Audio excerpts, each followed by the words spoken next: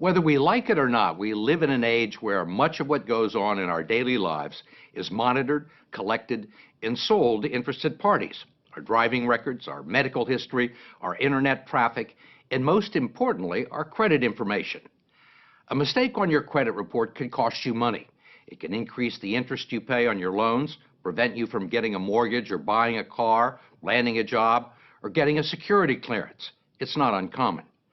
A new government study to be released tomorrow indicates as many as 40 million Americans have a mistake on their credit report.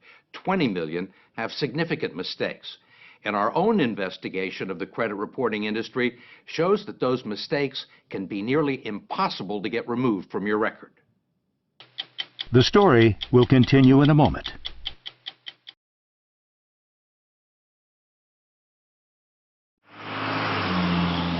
Consumer credit reporting is a $4 billion a year industry dominated by three large companies, Experian, TransUnion, and Equifax. They keep files on 200 million Americans and traffic in our financial reputations.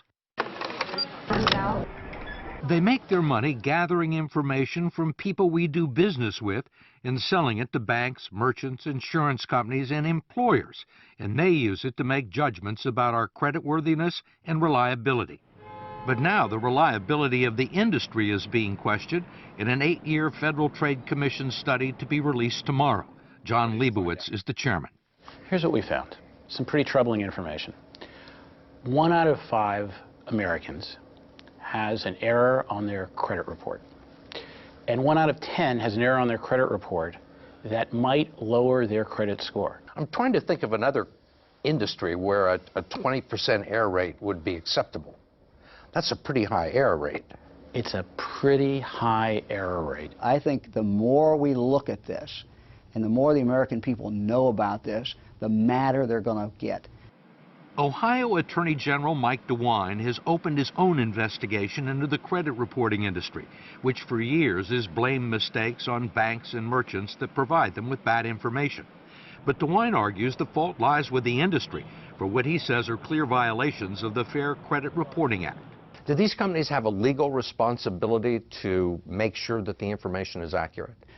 The federal law says that if you believe that there is a mistake, you can go to them and they have an obligation to do a reasonable investigation. They're not doing a reasonable investigation. They're not doing an investigation at all.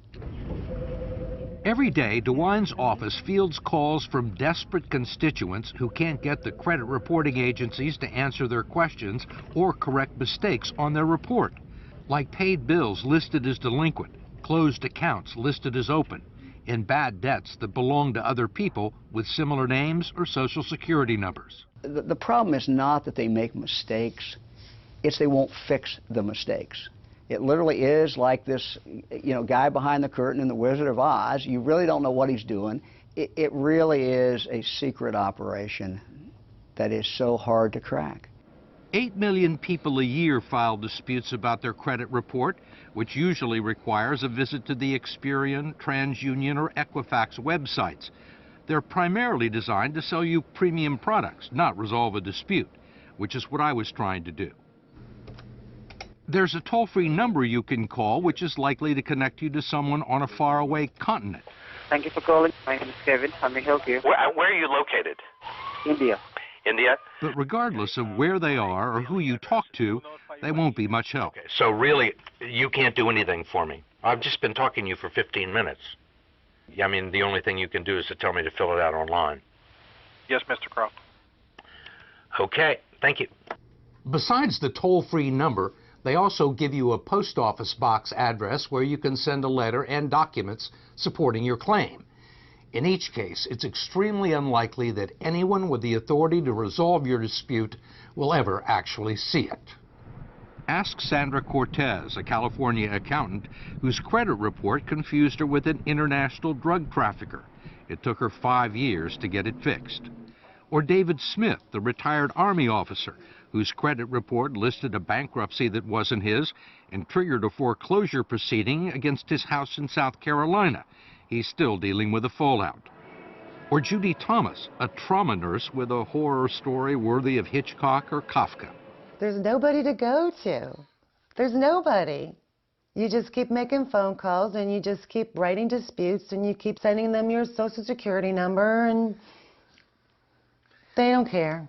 Thomas, who manages 2 medical centers near Cleveland, says it all began in 1999 when she went shopping for a new dress and applied for a store credit card to get a 15% discount. She was denied. Was that the first time you'd ever been denied credit? Yes, very first time. Ever? Ever. Ever.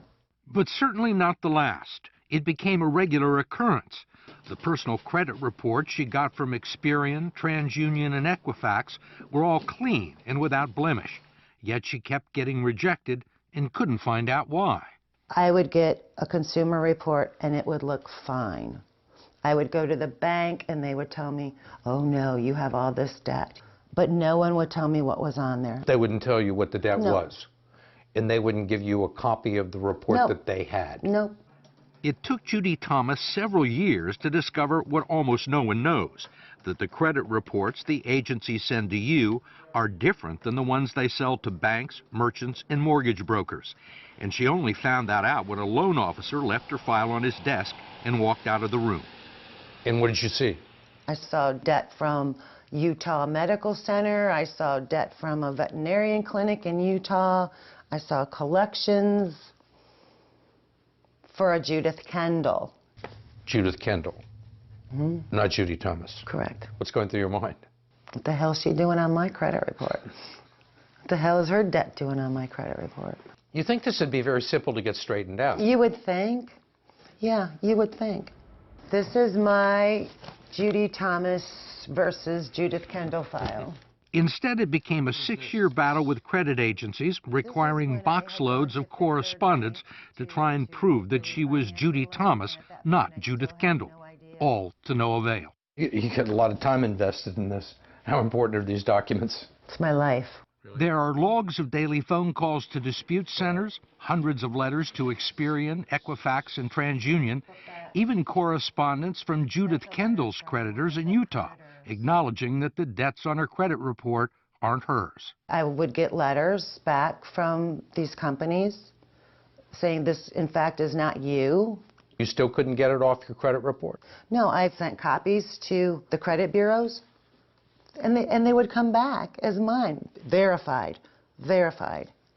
I also hired a local attorney to try and straighten it out. We had everything certified, that this is Judy Thomas, this is where I live. I've never gone by the name of Kendall. I've never even been to Utah, let alone owing a cable company in Utah. And what happened? Nothing. Nothing? Nothing. What kind of problems did this cause for you? I couldn't refinance. I couldn't take advantage of the interest rates. I couldn't get a car. I couldn't co-sign for my children's student loans. And I'd worked hard for my credit. And these people were taking it away from me. Finally, Judy Thomas took the only recourse available to her. She sued Equifax and TransUnion in federal court. And after a year-long battle, the credit reporting agency settled for an undisclosed sum and promised to clean up her file. Did you think it was going to take a federal lawsuit? Heck no, it just takes a human being going, wow, this isn't Judith Kendall, let me fix this. That's all they had to do. But as we discovered, that almost never happens. If you challenge a credit report and mail your information to a post office box in the United States, the dispute will likely be investigated in India or the Philippines or South America. We traveled 5,000 miles to the Chilean capital of Santiago, where we tracked down 3 former Experian employees. Carolina Herrera, Rodolfo Carrasco, and Enzo Valdivia were all dispute agents at Experian's National Consumer Assistance Center, although they say they weren't able to offer consumers much assistance. So if somebody had a problem with their credit report, they would send in a complaint and it would end up with you? Yeah, probably, yeah. So how many of these did you have to do a day? 90. 90. 90, yeah. Did you consider yourself investigators? No, not at all. Did you have any way to investigate these claims? No, we No. didn't. You can call the person. You can't pick up the phone and call them? No. No. Did you have phones? No. No. Could you email them? No. Did you have the authority to say, wait a minute, after looking at somebody's file and say that, you know, this is somebody made a mistake, this person doesn't owe this money? No, we didn't have that power. All they did was read the disputes and reduce them to a 2-digit code like never late or not mine. It was then sent with a 2- or 3-line summary and no documentation back to the bank or department store that furnished the original information. If there was a difference of opinion between the creditor and the person who was filing the complaint, how was it usually resolved in favor of the creditor? Yeah. Yeah. The creditor was always right. Mostly we took for granted the word of the bank. If the bank said, hey, this guy owns $100, so it is. None of us have ever interviewed anybody in Chile from Experian, and we've got a federal court ordering them to bring these people forward, and we're still waiting. Much of what's known about the inner workings of the consumer credit agencies come out of lawsuits filed by Len Bennett and Sylvia Goldsmith, who have subpoenaed company records and deposed employees and executives. They say under the current system, there is no way for people like Judy Thomas to get their problem solved.